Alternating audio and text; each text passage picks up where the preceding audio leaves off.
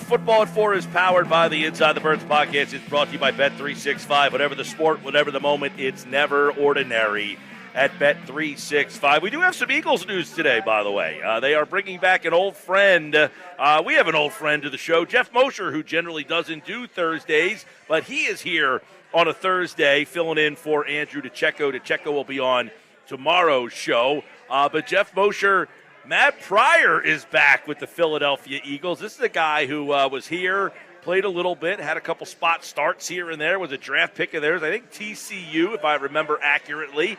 Spent some time over with the Indianapolis Colts, and now he is back. So a nice move here by Howie Roseman. Yeah, absolutely. And Mike, good to catch up with you again. It's been so long since we've talked. Yeah. And I see that you're having fun in I was with you a couple of years ago on opening day, I believe, in that same exact spot that you're at now. We watched Phillies Braves on opening. I believe it was Kyle Schwarber's first ever at bat for a Philly was a home run to lead off. So that was fun. But yeah. Yep, right here at Maynard's and Margate. We were actually in the opposite corner from where we are right now, but it's starting to pack up in here, yes. I remember. So it looks like you're having a good time there. And yeah, the Eagles are having a good time replenishing the cupboard with familiar faces. And Matt Pryor is a guy who he was a part of that draft a couple of years ago, Mike. I mean, that looks really, what a fantastic draft. They only picked 5 players from that draft, but it was Goddard, Maddox, Sweat, Matt Pryor, and Jordan Mailata. So go figure. I mean, you nailed every single one of those picks, you know. But he's still in the league.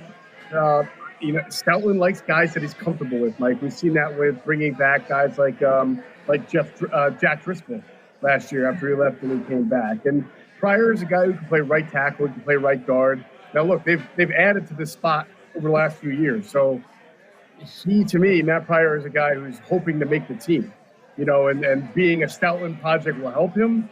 But, you know, they just added Kendall Lamb the other day. They still got Darian Kennard. They got Tyler Steen, you know, so they're not done with the draft. So they've obviously got a lot of depth here on the right side of the line, and it'll be up to these guys to see how it shakes out. Well, you talk about depth on the right side of the line. Yeah, Matt Pryor, by the way, was the starting right tackle last year for the Bears. He started 15 games, and by all accounts, he was probably the best guy they had up front last year. Now, their offensive line wasn't very good, but he did start 15 games. And I guess that goes to the question, you know, lost Fred Johnson. They brought in Lamb last week, and now you have Pryor and Lamb. And I believe he's played some guard in the past, even here in Philadelphia. Well, at one point, Mike, he was a starting left tackle for the Indianapolis Colts. I don't know if you meant Lamb or meant Pryor on that, but yeah, Pryor has played all over the map. Now, he shouldn't have been the starting left tackle for the Colts. And just like you mentioned with the Bears, you know, you saw how they reacted to their offensive line. They basically remade it, the entire offensive line this offseason. So Pryor is a guy who has always been able to get in there, hold his own for a little bit, kind of like Fred Johnson last year. You know, Fred Johnson played well at times, but he was also compensated for it other times. Now, again, Matt Pryor's got to beat out a bunch of players here. So we'll see how it shakes out. But his familiarity with Stoutland certainly helps. No doubt about it. All right, so Matt Pryor is back for the Philadelphia Eagles. And, you know you're a football-starved town where the reserve offensive tackle actually has conversation, and we know who he is.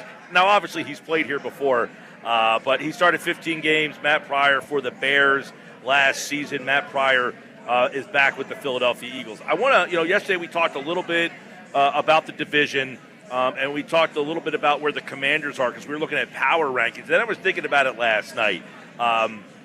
For you, what is the ceiling of that Commanders team? Where do you look at that team right now?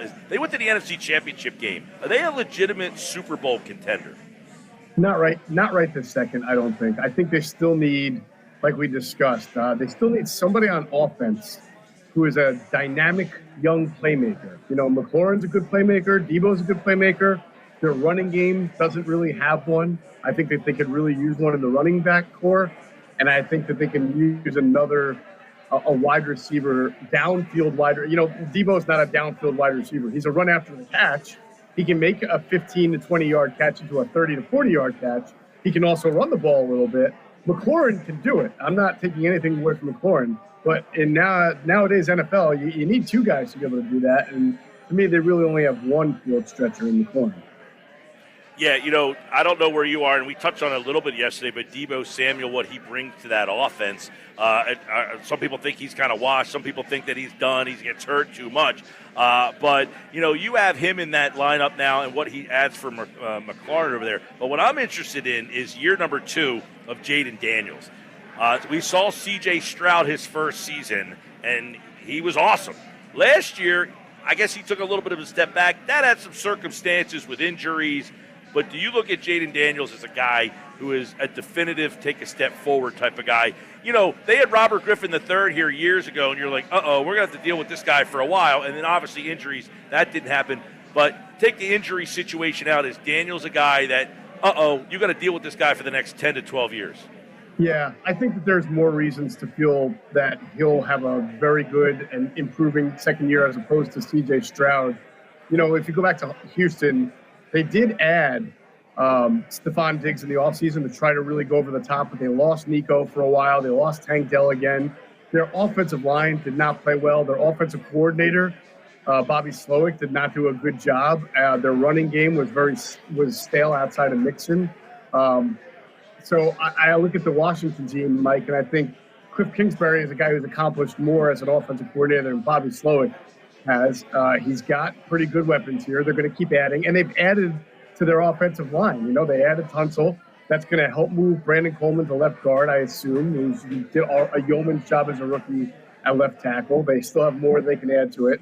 I just think that, and plus, as good as Stroud is, and I honestly don't think Stroud was the issue as much as the offense around him last year, Jaden Daniels can run like Stroud can't. So even if things break down, Jaden Daniels can break the back of the way Jalen Hurts does, using his legs and really foil a good defense in that regard. That's not really C.J. Stroud's game. So when the protection really broke around Stroud and when the offensive running game wasn't there, you saw that impact the quarterback in a way that I don't think it would hurt Washington. In fact, I think the moves Washington's made is only going to help their offense. All right, Geoff, I want to get some thoughts as we look at the draft coming up. We're inside a month now to the NFL draft. 32, I want to get your thoughts on this because it's a spot that the Eagles had a couple of years ago when they won the Super Bowl. They traded out of that spot. But they got a second-round pick. They moved down into the second round, which I think was pick 52. So they moved down 20 spots. They got a fourth-round pick. They moved up 7 spots in the draft because they also sent a fourth-round pick with pick 32 to move up 7 spots in the fourth round. So they end up with a second-round pick, a fourth-round pick, and then they got a second-rounder in the following draft, which ended up being Miles Sanders. The Ravens did that because they were targeting a quarterback, Lamar Jackson. So is that why they got more compensation, or do you think they can get a similar type of deal for pick 32 this year? Well, it depends on the team, what the team wants, right? If there's a quarterback there, and at this point, I don't know if we're talking about like a Dylan Gabriel or I can't imagine Gabriel's going to be a first rounder, but maybe a Tyler Shuff, the guy from Louisville that some teams really like, then maybe you see that kind of a move to be made there, and you can get something for it. But I mean, it doesn't have to be a quarterback because last year the Panthers traded up to the 32 to get Xavier Legette. I mean, most of the time when a team does it, they want that fifth year option, right? They want to have that control for a fifth year at a decent price, which is sort of mind-scratching that the Panthers did it for a wide receiver. But they really believed in Legette, I guess, and they wanted that. Maybe they felt he'd need a year, although he played all right as a rookie. But it just sort of depends on what that team wants if they move into 32 and who's there. One of the things you guys over at Inside the Birds, Greg Cosell was a part of it. You broke down edge rushers and some of the possibilities at that spot there. Greg Cosell looked at the edge and the inside interior line. Those are 2 areas where we can totally envision the Eagles taking at 32. So how does he see those spots in the draft? Yeah, I mean, there's a lot of good edges as there typically are, and there's a lot of good defensive tackles. I like the defensive tackle class because it's deep. It's got guys of really good, similar athleticism, similar production. In fact, not only did Greg do that, but we had Sam Finkel, our analytics expert, do a really nice breakdown in comparison of this year's edge and interior defensive line class, how it compares athletically and productively versus past 5 years of first rounders and then versus past 5 years of top 100 picks. And it's a good class. And, they got Milton Williams, Mike, in the third round 4 years ago. A guy who tested really well athletically, was a productive player at Louisiana, I mean. And I suspect that there'll be some second and third rounders, both at the edge and tackle position, that can come in and play. I do want to get your thoughts, too. We talked about pick 32 as a valuable trade chip. They have 4 fifth-round picks, Geoff. How valuable can they be in terms of moving?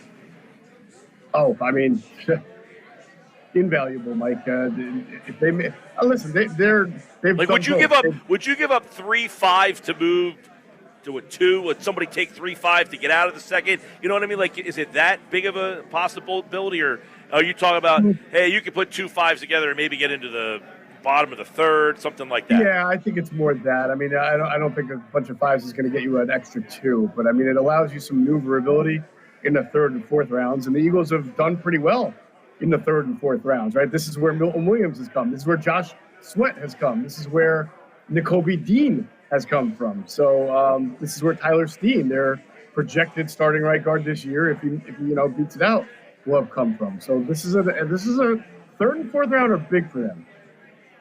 It's filling up in here, by the way, and the Phillies went 1, 2, 3 in the first.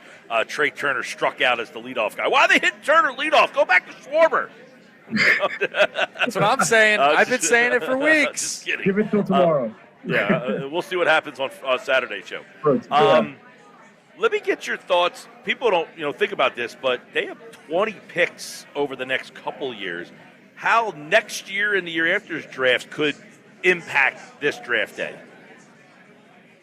That's a good question. You certainly can use some future picks to move up. I mean, you don't want to pick 20 players, to be honest with you. That's too much, So what you want to do is have good raw draft pick allocation, and that allows you to package picks and move up, or package picks and a player to move up in the draft, certainly.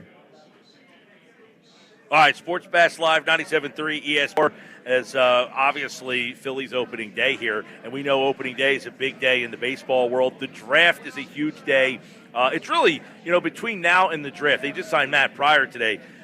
Geoff, we always say, they're going to do anything else, but between now and the draft, I guess don't be surprised if they keep adding these little pieces around the peripherals. Do not be surprised. I mean, they're still – I think now they're pretty good on the O-line. Doesn't mean they can't add more later, but I don't think there'll be a rush to add anybody else at guard or tackle.